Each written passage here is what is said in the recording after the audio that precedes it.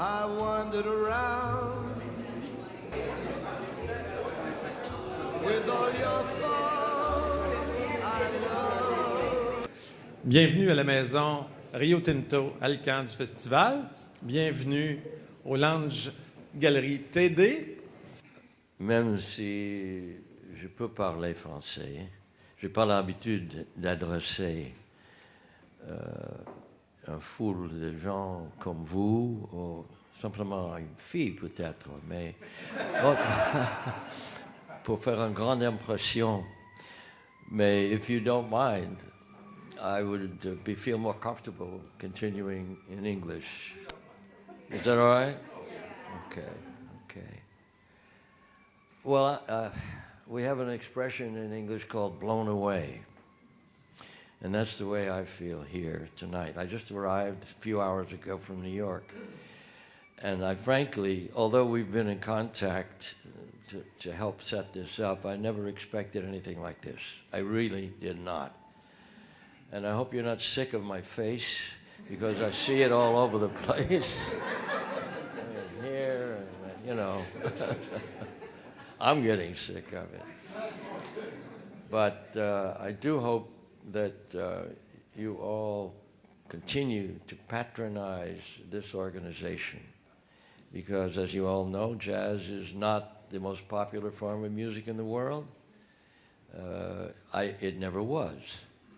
But although I'm in Canada, I will say that in America, we only had one true American art form that is exclusively from the United States, and that's jazz.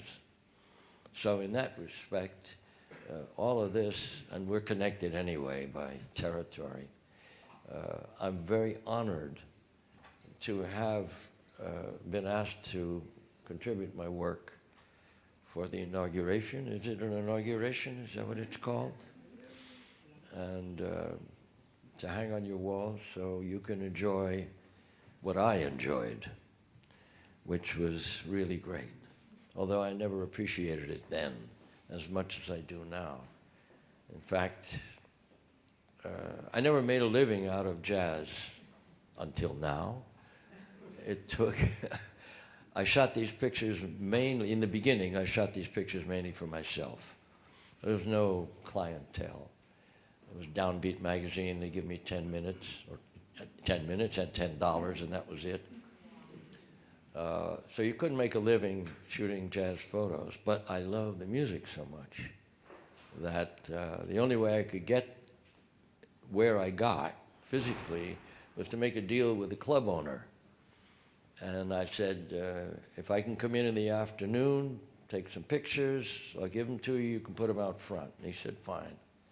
And that's how I managed to be able to get into these clubs.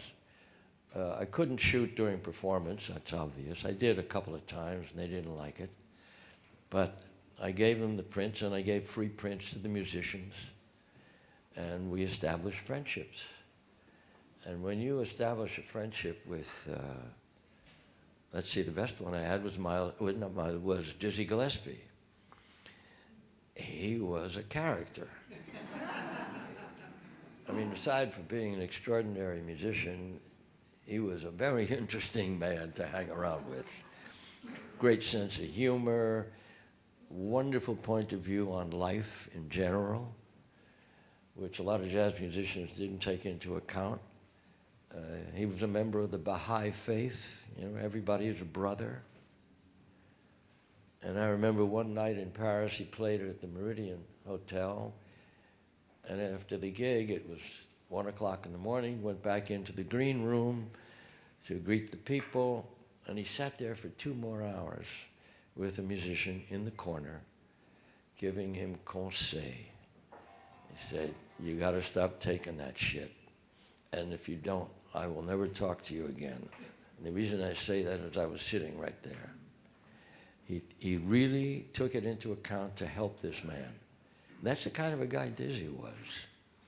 Then you got people like Miles, who had a whole other reputation.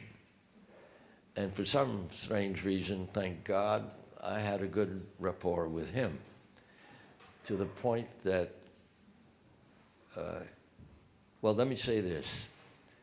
I've been taking pictures for a long time of a lot of people, but Miles Davis was my best photographic subject in any category. Why? Because I liked his features, first of all. He had an intensity of expression that was unique and powerful. The quality of his skin, I say, was like black satin, to the point that I could not take an uninteresting picture of that face. No matter how bad it was technically, you had something of true value there. And we managed to hit it off. I first photographed him in 1947, and over the years, whenever we'd meet, I'd do a little bit more. And then he came to do a concert, his last concert in Montreux, Switzerland, 1991. And he only came at the behest of Quincy Jones because he was very sick. He had to be helped up on the stage. And they selected a number to play for that concert that they had never, ever played in public. It was an arrangement by Gil Evans, the Sketches of Spain. You're familiar with it. It's beautiful. But they never, ever played that in public because it requires a big band that's well rehearsed and all of that. Well, they had a band there. It wasn't that too big, and they did rehearse. They didn't rehearse enough, in my estimation, because it's a very rich, complex arrangement, but perfect for Miles. But Miles, being in the condition he was in, needed some help. So they got Wallace Roney to sit next to him. And in the passages where Miles had problems, Wallace would come in. And if you closed your eyes, you never knew the difference. It was amazing. To me, having seen him play, it was so sad that he really just couldn't get it. But at the end of the thing, he felt very, very, very good. You know that photographers on jazz festivals are allowed to photograph the first two numbers, and then you get the hell out, which was it's the case all over the world. And I understand, but it's very limiting photographically. I was in the pit, and two numbers, bingo, everybody out. There were, I don't know how many photographers, there must have been 30, 40 guys, all with these same goddamn lenses and everything. What could I get? You know, I couldn't get anything different. I had no control over the lighting. I had no control over where I was standing. I was stuck. So they say, everybody out. And I started to get ready to go. And Miles stood up and said, yeah, but Herman stays. Whoa! I couldn't believe I heard what he said. And my colleagues were not very happy about it. But I stayed. And it's only because of that that I got that one picture. That for me is one of the most powerful portraits I've ever shot. And that's that dark head of his, where he's so somber. And there is an anguish in his face that you can't miss. I think that he knew he was dying. But he got up there. He got up there and he did his thing. And I got my picture. What else do you want to know?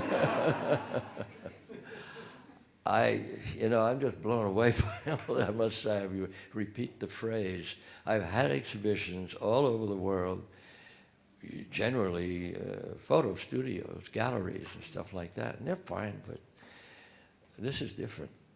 This is different. To me, this is very gratifying. And I don't care if anybody buys a picture or not. I feel gratified. And my mother would have felt gratified.